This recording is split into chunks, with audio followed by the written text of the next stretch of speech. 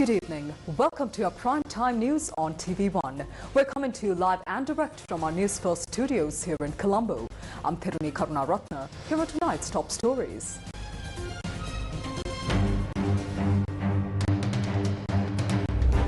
Former Minister Douglas Devananda, arrested by the CID, issued a 3-day detention order. 6 suspects arrested in Seeduwa on suspicion of plotting a crime remanded. Do not create economic uncertainty without factual data. A statement from Minister Anil Jantha. කිසිදු පදනමකින් තොරව දත්ත නැතුව ඔහේ කියනවා රට බිඳ වැටෙනවා කියලා ඒක නොකළ යුතුම එකක්. There will be no food shortage. Minister of Trade provides assurance. Ceasefire reached between Thailand and Cambodia.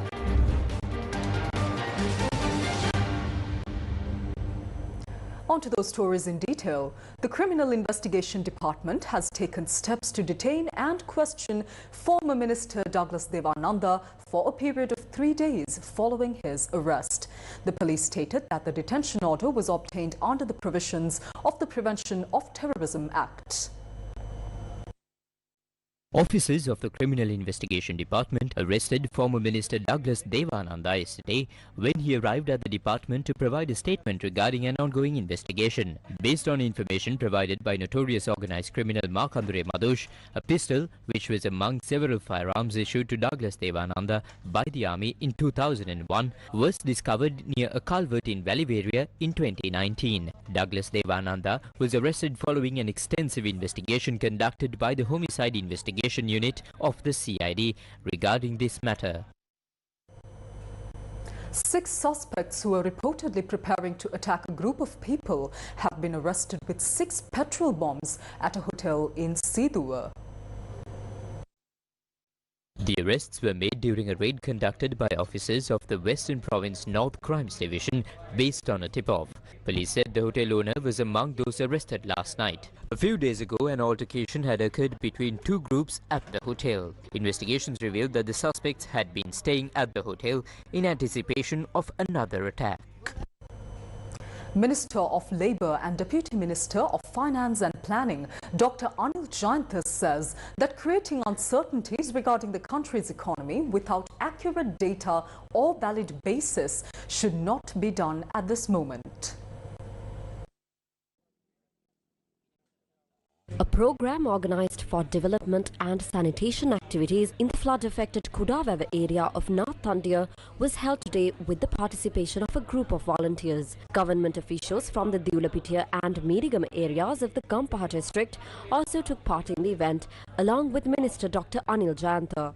ප්‍රශ්නවලට මුහුණ දුන්නු විපතට පත්වෙච්ච කණ්ඩායම් වලට අහිමි වුණේ මුදල් ගේ දොර. Groups affected by disasters lost not only their financial assets and property, but also the hopes and aspirations they had built for the future. These people had been striving to rebuild their lives under extremely difficult circumstances. What they need most is trust. That's why the government has intervened.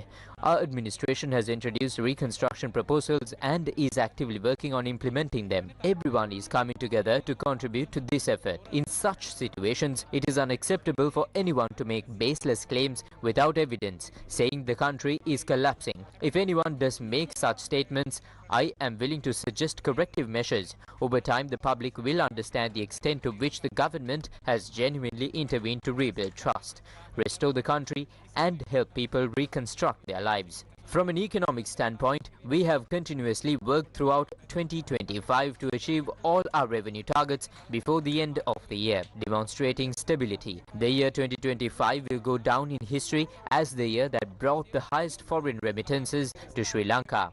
Considering the economic conditions, this stability is gradually improving.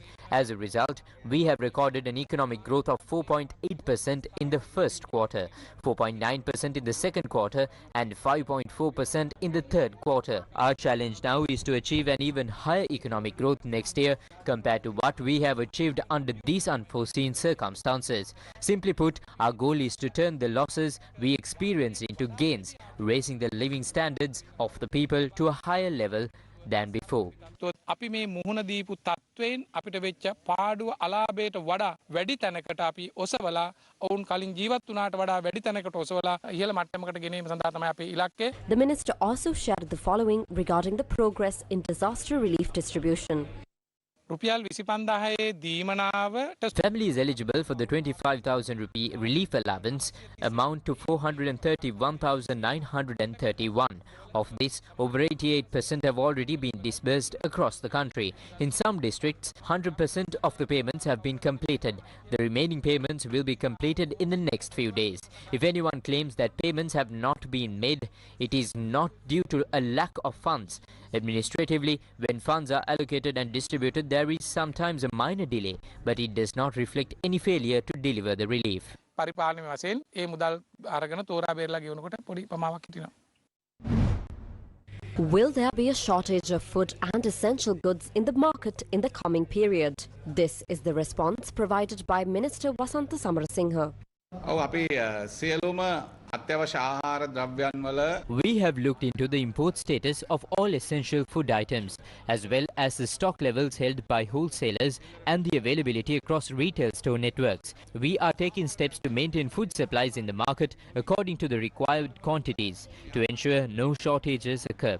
While a price increase was reported during the first 2 weeks of December, we have since managed to bring those prices back down. Therefore, we are prepared to take any necessary decisions to ensure goods remain abundant in the market if any potential issues arise. Except for rice, we import a large portion of our essential food requirements. However, we have already imported rice as needed, and if it becomes necessary to provide further facilities to the public, we will continue to import and supply them. We must do this because the situation we have had to face is not a simple one. ලබා දෙන්න වෙනවා. මොකද අපි මුහුණ දීපු තත්ත්වය සරල නැහැ. The second phase of the 1 million volunteers program organized by the National Youth Services Council commenced today at the Youth Corps Training Centre in Bindunuwava, Bandaravela. Under this initiative, several tasks are being carried out, including the repair of disaster-hit schools, cleaning of irrigation systems and roads, providing medicine to hospitals and supplying essential goods to welfare centres. We haven't reopened schools since the day cyclone Ditwa struck. Therefore, we took a decision on the 20th to mobilize a 5,000 strong force at the Valimada National School grounds. We handed over the responsibility to them to restore the schools damaged by the cyclone. Today, they are deployed across various schools. Military units, relief teams and various public and private sector organizations are currently stationed at these schools, working around the clock. The access road to Dunukeyulla village in Gampala, which was blocked due to landslides, is currently being restored under the leadership of the Sri Lanka Army.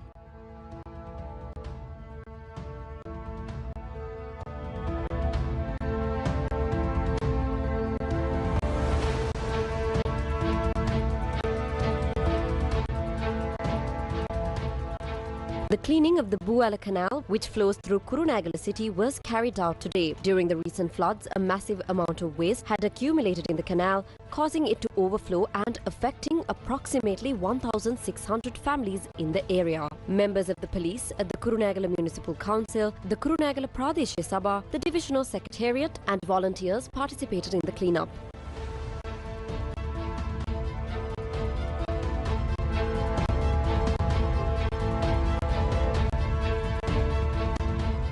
The embankment of the Kahambilia Oya near the Palam Kattu Anicut breached due to the heavy water flow following the opening of the Kaudulla Reservoir spill gates. As a result, farmlands and small local roads were destroyed. Reconstruction of the Kahambilia Oya is currently underway, spearheaded by irrigation officials.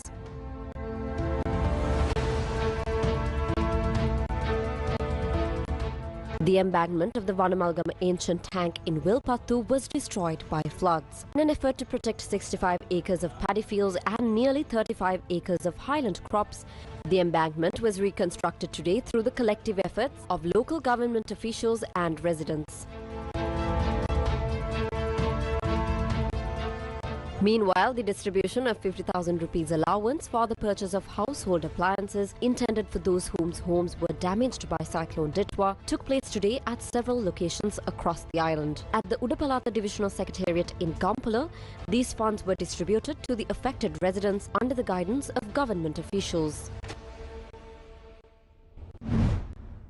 A relief loan scheme aimed at reviving the businesses of industrialists affected by recent disasters commenced near the Kalankutia tank in Galnava. These loans were granted to local industrialists through the intervention of state banks.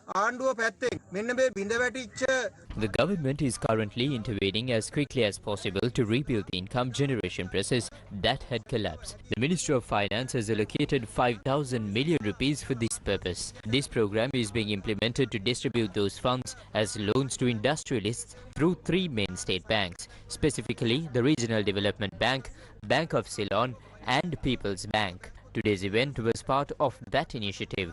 Through this, we hope to rebuild our fallen nation and create a prosperous country. මේ තුලින් අපි බලාපොරොත්තු වෙන්නේ බිඳ වැටුණු රට නැවත අපිට ගොඩනැංවීමට හැකියාවක් ලැබෙනවා. ඒ හරහා අපි යහපත් රටක් නිර්මාණය කරගන්න හැකි වෙයි කියලා බලාපොරොත්තු වෙනවා. The Sirasa Shakti Sahanayatra Flood Relief Initiative continues to support families affected by the cyclone Ditwa, with Sri Lankan communities residing abroad actively contributing to these aid efforts. A family visiting Sri Lanka donated essential stationery items collected by students in the United States to the Sirasa Shakti Sahanayatra, supporting schools affected by Cyclone Ditwa. Hi, my name is Senri. I'm from the United States. I'm a medical student there.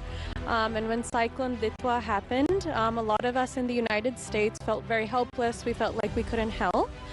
Thankfully, we were here on a trip. And so I collected some donations from my friends in the United States. And we wanted to give back, especially to the students in Sri Lanka who had to pause their education because their families were affected by the flooding, their houses were affected. So we wanted to do something, even if it was small. So we went ahead, we connected with Sirasa. We knew they had a sorting center, a distribution center, and they were helping the students and families in many affected regions. And so we collected some books, pens, pencils, crayons, and we hope this could help the students even in a very small way. Minister of Housing, Construction and Water Supply Dr. Susil Ranasinghe says that it is planned to carry out the resettlement of families whose homes were damaged due to the disaster in early January. About 6,200 houses have been completely damaged and more than 100,000 houses have been partially damaged. In addition, some people are living in unsafe areas even though their houses are not damaged. By the first 2 or 3 weeks of January, we will take measures to stabilize people whose houses are completely damaged and those in high-risk areas with partially damaged houses. For those who cannot benefit from these measures or find suitable places, alternative arrangements have also been proposed. We expect to stabilize the situation of affected people within the first 2 or 3 weeks of January. The next step will be to build houses for those whose homes were completely damaged. This will take time and alternative solutions have also been proposed.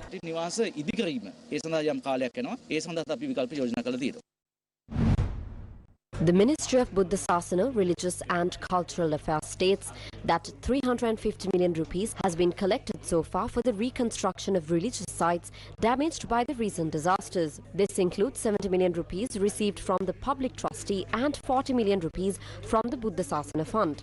The ministry further stated that local and foreign philanthropists and organizations are continuing to provide aid for the restoration of these religious sites. According to reports, 1,328 religious sites have been damaged due to the disasters. Out of these, 49 sites are reported to be completely destroyed.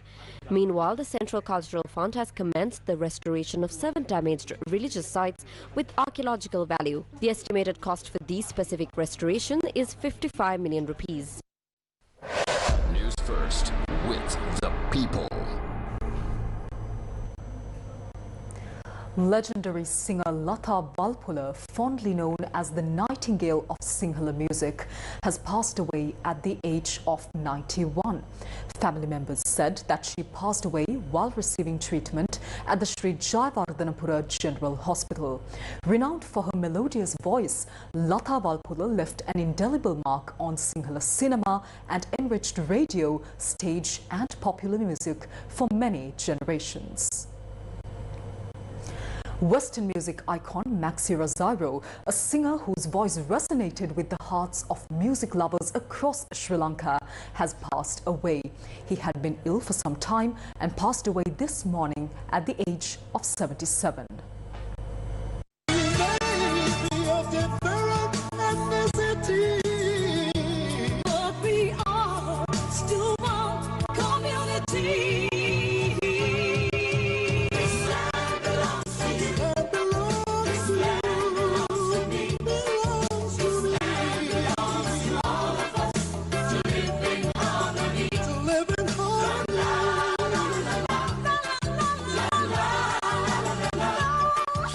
Renowned musician Maxi Rosario began his illustrious musical journey in 1966 with the Sound Waves, and by 1970 he had become the lead vocalist of the celebrated band Spitfires.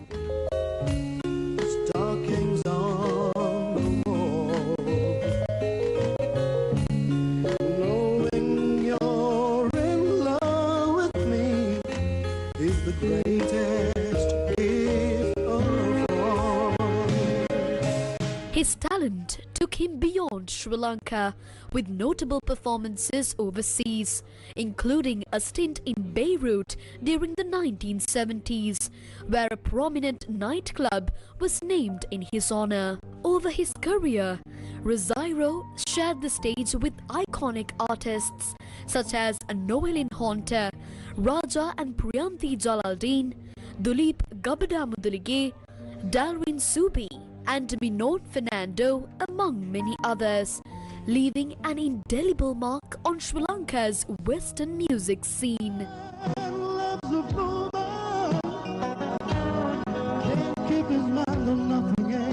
In his later years, he dedicated himself to nurturing the next generation of musicians, serving as a tutor and mentor to countless students who benefited from his expertise and passion for music. Thank you, Maxi Rosario, for the music and memories for all these years. Just a little change,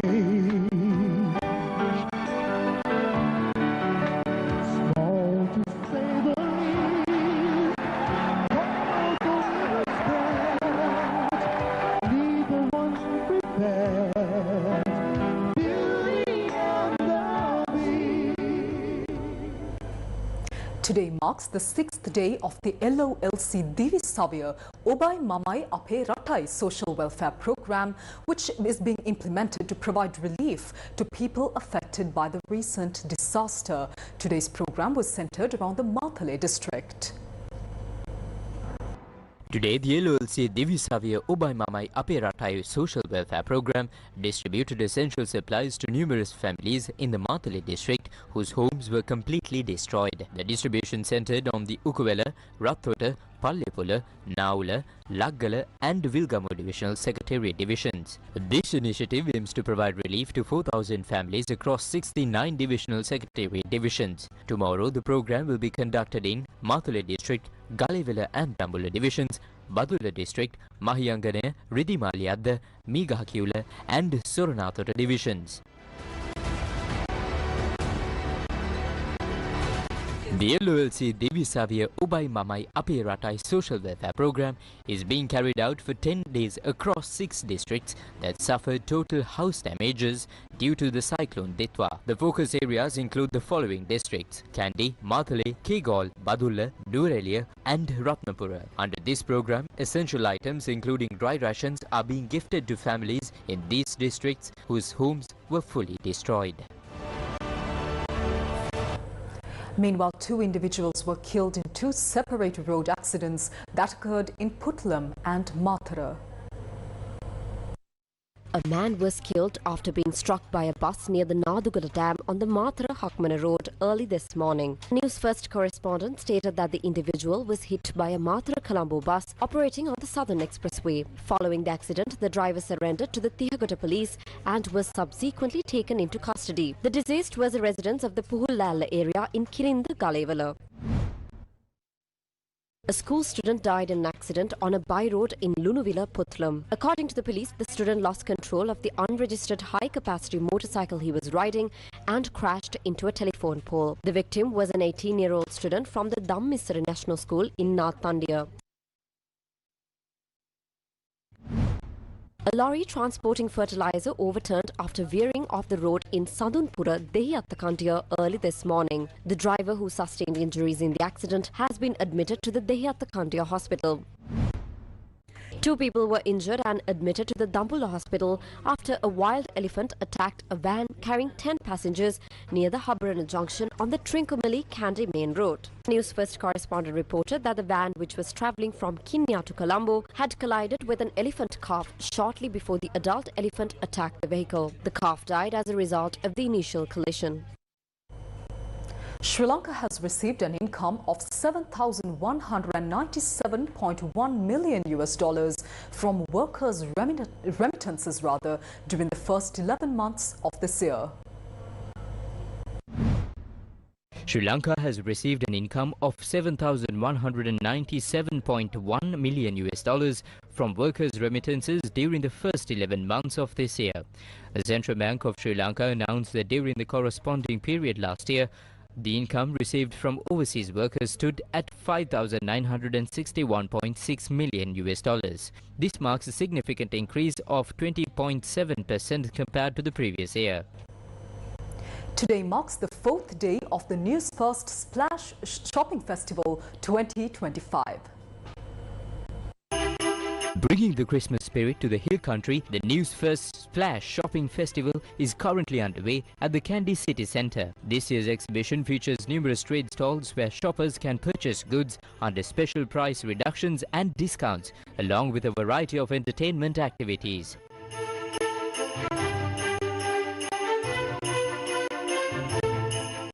The Newsfirst Splash Shopping Festival will continue tomorrow as well. Lanka Pires, Sri Lanka's rising swimming star and record-breaking athlete, revealed the relentless hard work behind his achievements. He shared his journey exclusively with Newsfirst's Budmin Amaradivakara on Beyond the Youth. So Lanka, we created this platform Beyond the Youth for the youngsters and specifically to the people in the youth. What is that one message that you can give to the people who are doing what they love? Because sometimes in this process they might give up, they might have the feeling of giving up, but you should not give up, right? You have to go forward. So what is that one message that you can give to the people who are doing that something they love? First thing is you gotta discover yourself, what you love to do.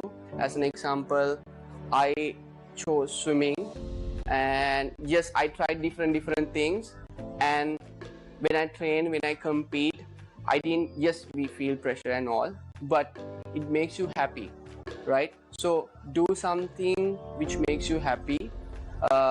If you don't love what you are doing, there's a less probability that you are going to be success in that particular thing. That's one thing. And once you find the thing that you love, it could be sports or whatever field that you are in, there will be certain stages that you'll be facing. There will be like positive plus negative. Positive, just stay grounded, stay humble and keep going. And there will be failures. Failure is the master of the guru of success. Take it as a learning. There's no such thing as failure. It's always learning. And if you feel like, yes, there will be setbacks in your career, there will be setbacks in your journey, get the learning, don't give up.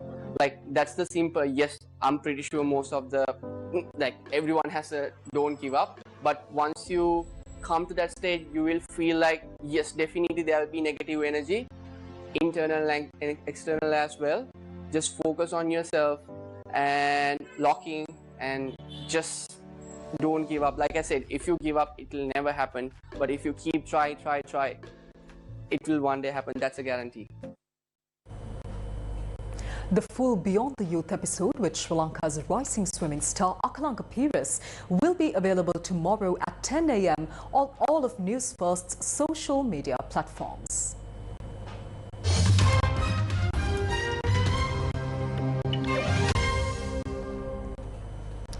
Thailand and Cambodia have reached an agreement to enforce an immediate ceasefire, according to a joint statement issued by the defense ministers of both the countries on Saturday.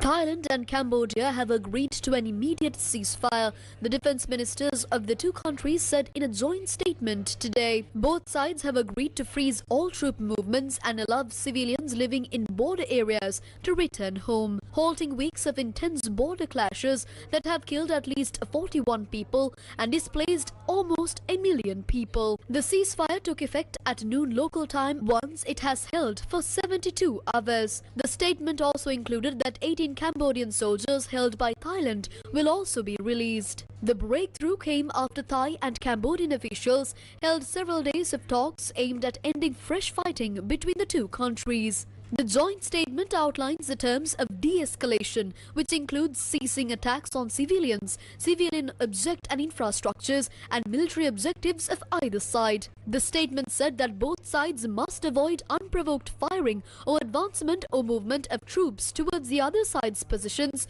or troops. The statement also said that the release of the 18 Cambodian soldiers held by Thailand would be conducted in the spirit of the Kuala Lumpur Declaration, an agreement between the two countries signed at a ceremony attended by US President Donald Trump in October. That ceasefire agreement was broken earlier this month when fresh clashes erupted. Both sides have since blamed each other for the breakdown of the truce. The Thai army said its troops had responded to Cambodian fire in Thailand's Sirasa province, in which 2 Thai soldiers were injured. Cambodia's defense ministry said it was Thai forces that had attacked first in Pravihir province and insisted that Cambodia did not retaliate. Clashes have continued throughout December.